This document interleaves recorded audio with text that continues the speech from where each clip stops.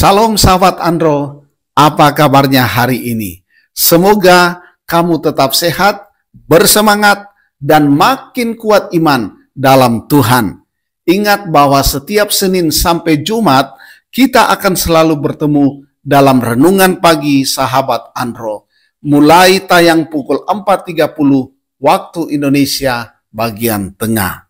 Membaca Alkitab, iman bertumbuh, hidup penuh inspirasi dan berkat Tuhan. Puji Tuhan, hari ini kita akan belajar tentang cara bertahan di tengah tekanan hidup. Pernahkah kamu merasa hidup itu begitu berat? Tekanan datang dari segala arah. Tekanan pekerjaan, rumah tangga, kesehatan yang makin memburuk, masalah ekonomi, bahkan ada pergumulan batin yang tidak terlihat oleh orang lain. Kadang rasanya kita akan menyerah. Ada yang berkata, itu karena kamu kurang berdoa. Ada yang berkata, kamu kurang usaha, kamu kurang rajin. Yang lain berkata, kamu kurang percaya sama Tuhan. Padahal mereka tidak tahu bahwa kita sudah berusaha dan melakukan semuanya itu. Saya tetap ibadah, air mata terus mengalir, dan doa serta harapan tidak pernah berhenti. Kalau begitu keadaan yang kita alami, apa yang harus dilakukan?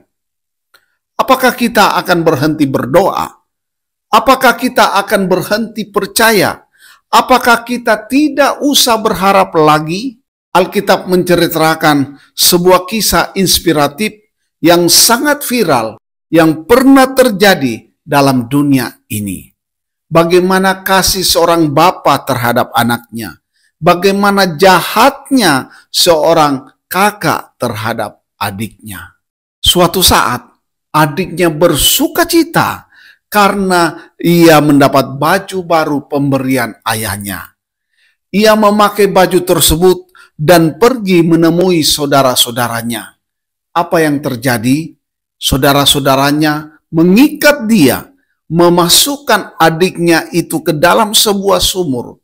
Dan saat seorang pedagang lewat, adiknya itu dijual kepada pedagang tersebut. Saudara-saudaranya pulang dengan baju adiknya yang baru tersebut.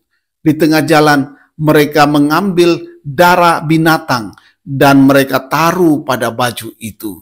Kemudian baju itu mereka bawa kepada bapak mereka dan mereka berkata seperti ini. Bapak, apakah ini baju anakmu? Kami menemukannya, tetapi adik kami tidak ada. Bapaknya sangat sedih. Bapaknya menangis karena anaknya mati sia-sia diterkam binatang buas. Inilah kisah Yusuf sebelum menjadi penguasa kedua di Mesir. Dia pernah dijual, dia pernah difitnah, bahkan akhirnya dimasukkan ke dalam penjara tanpa ada kesalahan apa-apa. Yusuf mengalami satu tekanan hidup yang sangat ekstrim. Seandainya Yusuf adalah sahabat Andro, apa yang sahabat akan lakukan? Mengeluh bukan penyelesaian yang terbaik. Bersungut-sungut, itu tanda orang yang tidak bersyukur. Melawan, tidak ada kekuatan seorang budak terhadap tuannya. Berserah kepada Tuhan, itu mungkin solusi terbaik. Tapi berserah kepada Tuhan itu masih dalam batas sebuah teori. Kita ini lagi menjalani hidup, bukan berteori tentang hidup yang baik. Kenapa saya katakan demikian? Karena ada fakta kesukaran di depan kita. Ada pintu yang tertutup sehingga kita tidak bisa keluar dari zona tekanan, zona kesukaran. Saya tadi katakan sebuah teori.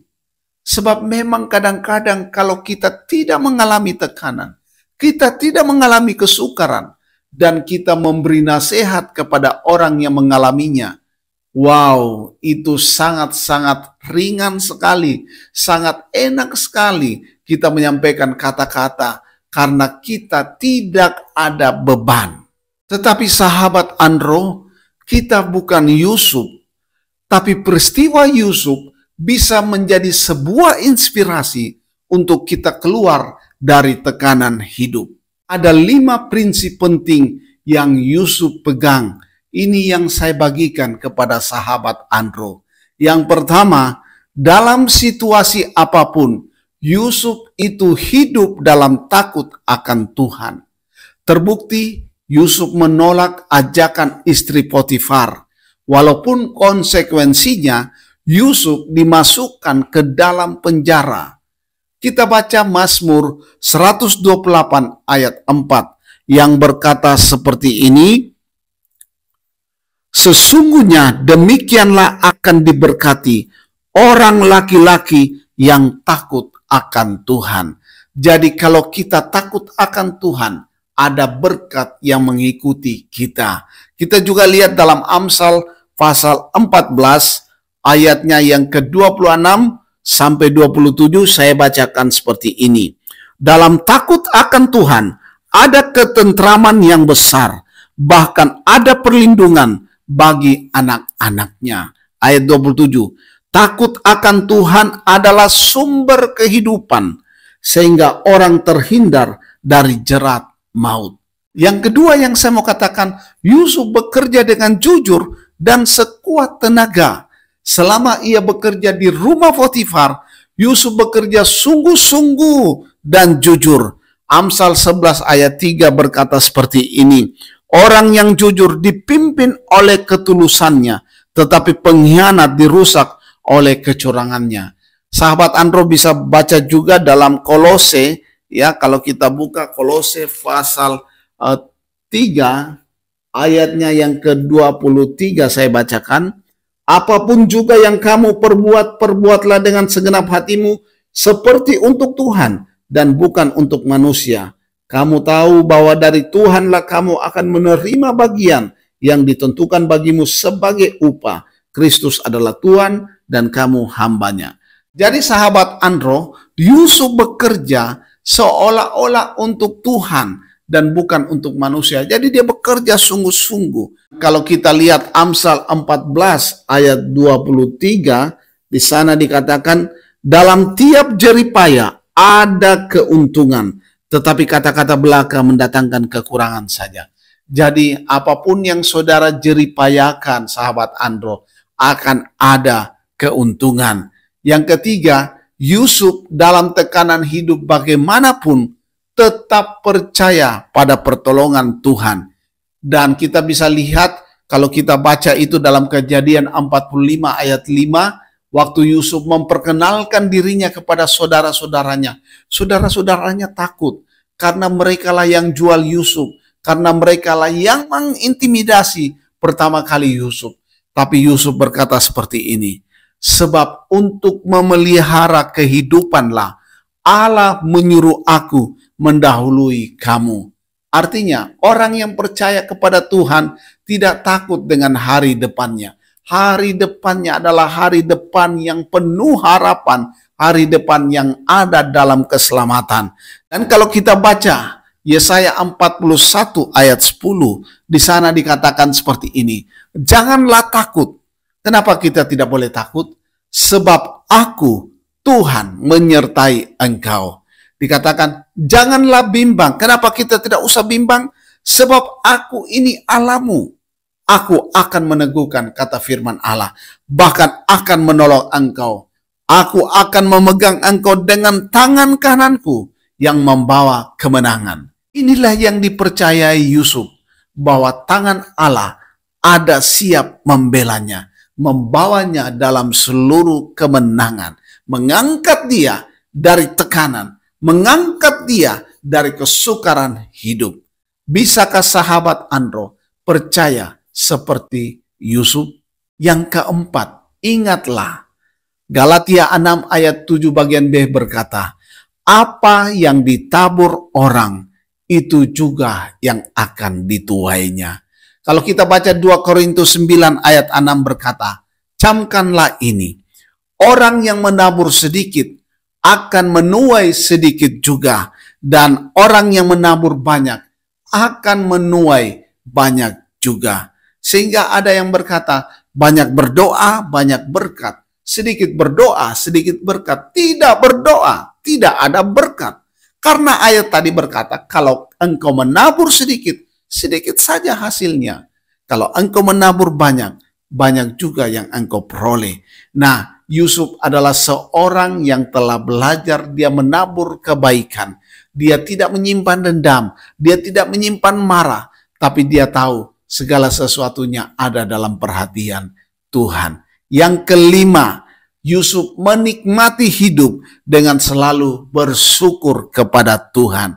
Sahabat Andro, perhatikanlah, Yusuf tidak pernah mengeluh. Walaupun hidupnya dalam tekanan, walaupun dia difitnah sampai di penjara, ia tetap belajar bersyukur dan melakukan segala sesuatu dengan tetap bersemangat, melakukan kebaikan sekecil apapun. Ia bersaksi tentang imannya, dan segala kebaikan Yusuf akhirnya membuahkan hasil.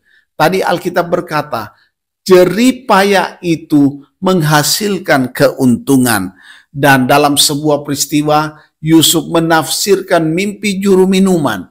Pada saat juru minuman ini sudah dikembalikan posisinya, dan akhirnya Firaun bermimpi tentang sesuatu, dan tidak ada yang bisa mengartikan itu. Juru minuman ingat, dan dia berkata, aduh, saya sudah membuat kesalahan. Raja Firaun, ada seorang yang telah menolong saya waktu di penjara. Dan orang itu bisa membantu raja. Kemudian Raja Firaun berkata, panggil orang itu. Dan akhirnya sahabat Andro yang dikasihi Tuhan, Yusuf bertemu dengan Firaun. Itulah awal Tuhan mengangkat dia. Dan akhirnya dia menjadi penguasa kedua di bawah Firaun di Mesir. Bersyukur kepada Tuhan akan membuat tekanan dalam hidupmu berkurang. Sekali lagi, orang yang bersyukur kepada Tuhan akan membuat tekanan dalam hidupnya berkurang. Kenapa saya katakan demikian? Karena orang yang bersyukur adalah orang yang mampu melihat pertolongan Tuhan. Filipi pasal 4 ayat 6-7 berkata, janganlah hendaknya kamu khawatir tentang apapun juga. Kalau hari ini sahabat Andro, engkau khawatir, firman Allah berkata, jangan khawatir. Memang faktanya kita ada dalam kesukaran. Memang faktanya kita lagi terintimidasi. Tapi dengarkanlah firman Allah. Tetapi nyatakanlah dalam segala hal keinginanmu kepada Allah. Apapun masalahmu, tetap kita naikkan doa dan permohonan. Mungkin hari ini belum dijawab, tapi yakinlah Tuhan akan membelamu. Sebab tadi dikatakan tangan kanannya akan membawa engkau dalam kemenangan. Saya ulang ayat ini berkata, tetapi nyatakanlah dalam segala hal keinginanmu kepada Allah dalam doa dan permohonan dengan ucapan syukur. Artinya, orang yang bisa bersyukur untuk segala sesuatu yang dialaminya, maka orang itu bisa menaikkan doa dan permohonan. Dan perhatikan, kalau ada doa yang dinaikkan, berarti akan ada hasil yang sementara ditunggu dalam Tuhan. Itu sebabnya tadi dikatakan kalau tidak berdoa, tidak dapat berkat. Dan singkat cerita, sekali lagi Yusuf menjadi orang kedua di tanah Mesir. Orang yang akan membawa Israel, yaitu Yakub, untuk datang menikmati segala berkat kehidupan bersama-sama. Apakah hari ini engkau mengalami tekanan hidup sahabat Andro? Seberat apakah tekanan hidupmu? Sebesar apakah tekanan tersebut? Saya mau katakan seperti ini. Sebesar apapun tekanan hidupmu, jika engkau masih bisa bersyukur kepada Tuhan, itu adalah awal mujizat terbesar. Ingatlah Roma 8 ayat 28 berkata, Allah turut bekerja dalam segala sesuatu, termasuk waktu kita dalam posisi yang tidak menguntungkan. Untuk apa? Untuk mendatangkan kebaikan bagi mereka yang mengasihi Dia, yaitu bagi mereka yang terpanggil sesuai rencana Allah. Sahabat Andro, Inilah yang Yusuf lakukan, yaitu dia percaya kepada Tuhan dalam segala sesuatu dan tetap mengasihi Tuhan dalam keadaan apapun. Bagaimana dengan sahabat Andro? Mari tundukkan kepalamu dan kita berdoa, mohon kekuatan Allah. Kita berdoa. Terima kasih Bapa Sorgawi. Bapa, dalam nama Tuhan Yesus Kristus, kami sudah belajar sebuah kisah inspiratif, sebuah fakta di mana Yusuf, Tuhan, pernah mengalami satu tekanan hidup yang ekstrim. Dia pernah dijual, dia pernah difitnah, bahkan masuk dalam penjara. Tapi dia tetap kuat dalam iman. Dia tetap mengandalkan Tuhan dan percaya pertolongan Tuhan. Dia tetap hidup jujur dan takut akan Tuhan. Sehingga pembelaan Tuhan menjadi bagiannya. Apa yang kami pelajari pada hari ini, biarlah itu juga menjadi bagian kami. Kami tahu ada fakta kesukaran, ada intimidasi, ada kesulitan di depan kami. Tapi kami punya Allah yang hidup, yang berkuasa, yang berjanji untuk memegang tangan kanan kami dengan tangan kanannya yang membawa kemenangan.